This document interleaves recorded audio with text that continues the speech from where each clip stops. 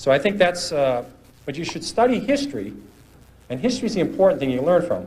What you learn from history is the market goes down. It goes down a lot. The math is simple. There's been 93 years a century. This is easy to do. The market's had 50 declines of 10% or more. So 50 declines in 93 years. About once every 2 years, the market falls 10%.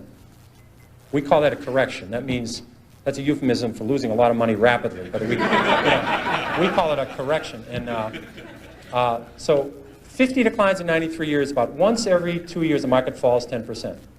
Of those 50 declines, 15 have been 25% or more. That's known as a bear market. That's all you need to know. You need to know the market's going to go down sometime. If you're not ready for that, you shouldn't own stocks. And it's good when it happens. If you like a stock at 14 and it goes to 6, that's great. You understand the company, you look at the balance sheet and they're doing fine, and you're hoping to get to 22 with it. 14 to 22 is terrific. 6 to 22 is exceptional.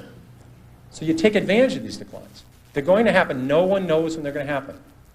It would be people tell you about it after the fact that they predicted it, but they predicted it 53 times. And so you can take advantage of the volatility in the market if you understand what you own. Are you concerned about the volatility in the financial markets today? Do you think something needs to be done to reduce it?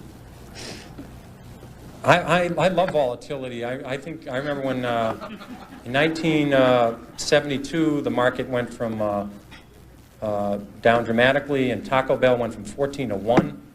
They had no debt. They never had a restaurant close. And I started buying at 7, but I kept on to it, and it went to 1. And it was the largest position in Magellan in 1978 when it was bought out by $42 by Pepsi-Cola. And I think it would have gone to 400 if they didn't buy it out. I think volatility is terrific. I think these callers are very important. I don't think the market going up 80 points one day and down 80 the next is a good thing for the public. I think that's not a very good thing. But I think all of these callers and all these other things, to keep the volatility down each day is important. But the market's going to go up and down. Human nature hasn't changed a lot in 25,000 years. And some event will come out of left field, and the market will go down or the market will go up. So volatility will occur, and markets will continue to have these ups and downs. I think that's a great opportunity if people can understand what they own. If they don't understand what they own, they can own mutual funds, try and figure out what mutual funds they own, and keep adding to it. Basically, corporate profits have grown about 8% a year historically. So corporate profits double about every 9 years. The stock market ought to double about every 9 years. So I think the next market's about 3,800 today, 3,700. I'm pretty convinced the next 3,800 points will be up. It won't be down. The next 500 points, the next 600 points, I don't know which way they're going. So the market ought to double in the next 8 or 9 years. It ought to double again in the 8 or 9 years after that. Because profits will go up 8% a year, and stocks will follow. That's all there is to it. As the outlook for this month, and when do you think the Dow will hit 4,000? Okay.